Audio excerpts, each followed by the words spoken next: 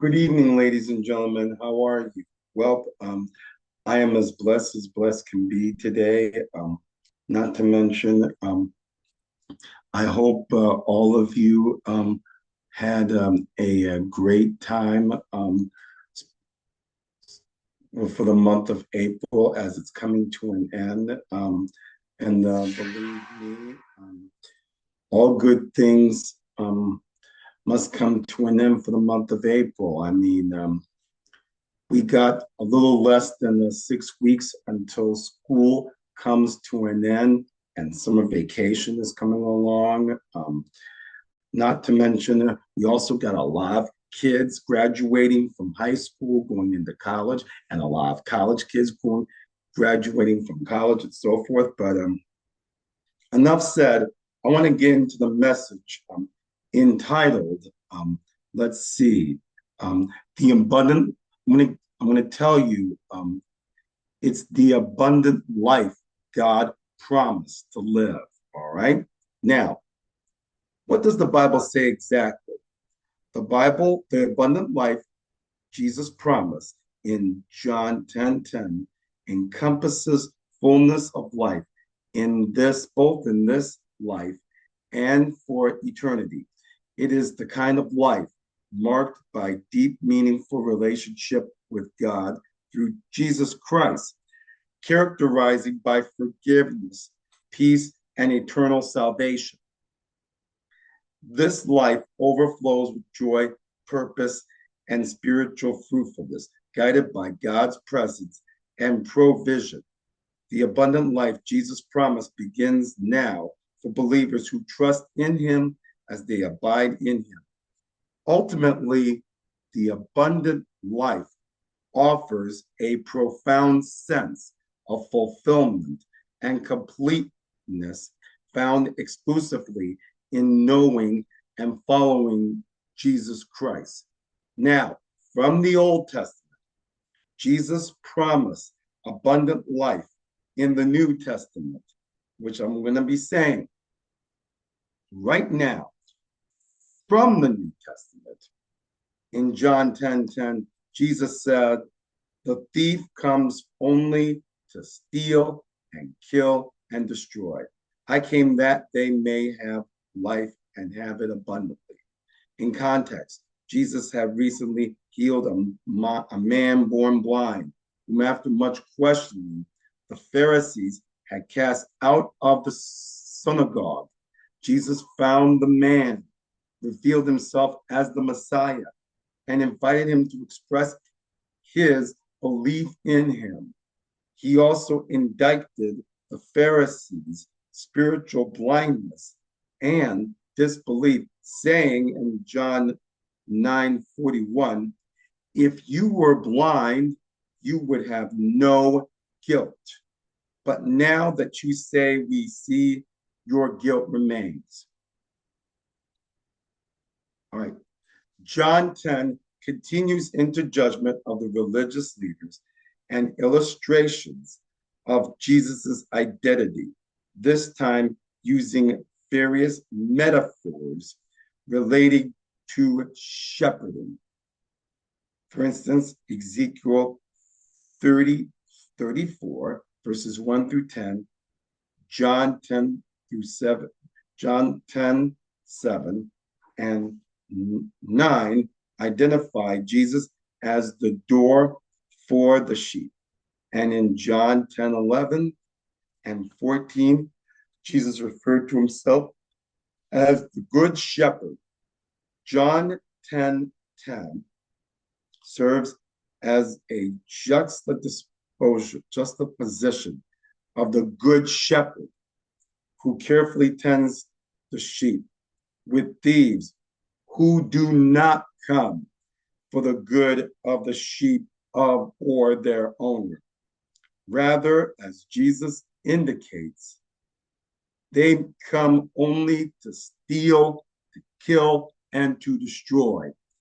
John 10:10.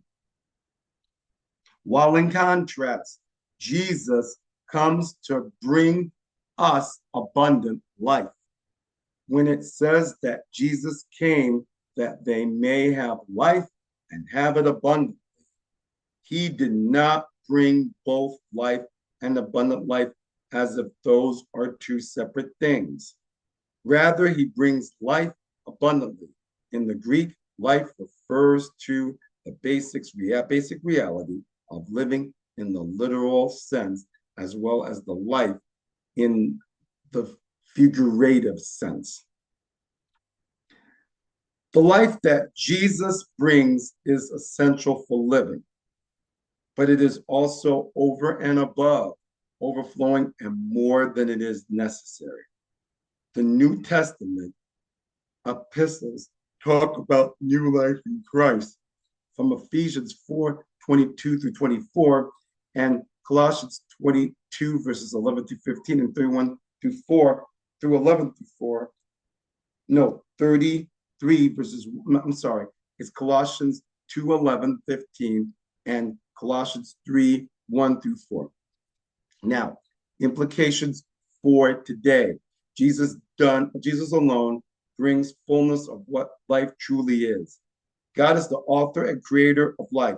Genesis 1. John 1:4 says that in Jesus was life, and the life was the light of men.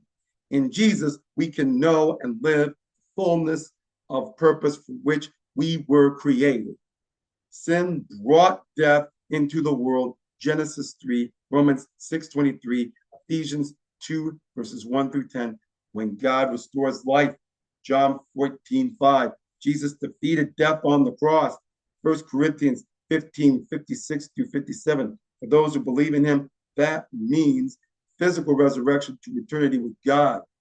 1 Corinthians 15, Revelation 21 through 22. When it also means experience of real life now. Clearly, we live in a fallen world marred by the effects of the fall and replete with the vestiges of death. Though death is defeated, it will not be finally removed until Jesus comes back. Revelation 20. Jesus has come and made the way of salvation. Yet we await final restoration. We exist in between. In this life, we experience abundant life by being saved from our sin and living in the hope he has promised us. We experience abundant life as we live in accordance with God's will and his ways. Humans were designed in God's image for relationship with him and with one another. We were intended to participate in his work in the world. Genesis 1, verses 27 through 31, all right? It is as we live in his love and his truth that we experience life. John 17 through 20 through 25, 1 John 2, 15 through 17, and finally 5 verses 1 through 5. And finally, one day, all who have trusted in him will experience the fulfillment of abundant life in ways we cannot yet fully fathom. 1 John 3, 2. Now, there are three things I want you to understand. There are three things you have to understand. The first thing you have to understand is abundant life in Jesus offers deep spiritual satisfaction and purpose. The second thing for you to understand is the abundant life Jesus promised include God's provision of peace, love, and joy, and the purpose beyond material needs. And finally, number three, the third thing for you to understand is the abundant life Jesus promised begins now and extends into eternity. There are three things you have to reflect. First thing you have to reflect is, in what area of your life do you feel you experience the abundant life Jesus promised? Where do you feel it's lacking?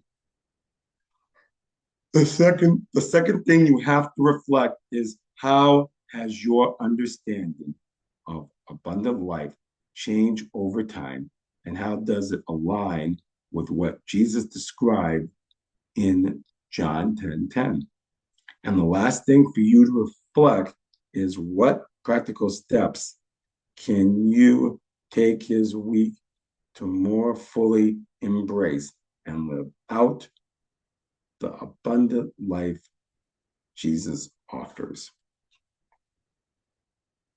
All right. And there are three things you have to engage. Number one, how do we enjoy the abundant life Jesus offers now, while also looking forward to their ultimate fulfillment in eternity?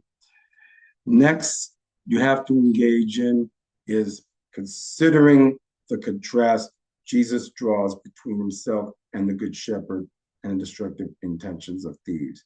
How can we actively protect and nurture the abundant life Jesus promises within our communities? And finally, in what ways does our pursuit of abundant life change societal norms and expectations? Okay. Thank you very much, and have a blessed night, and enjoy. Take care.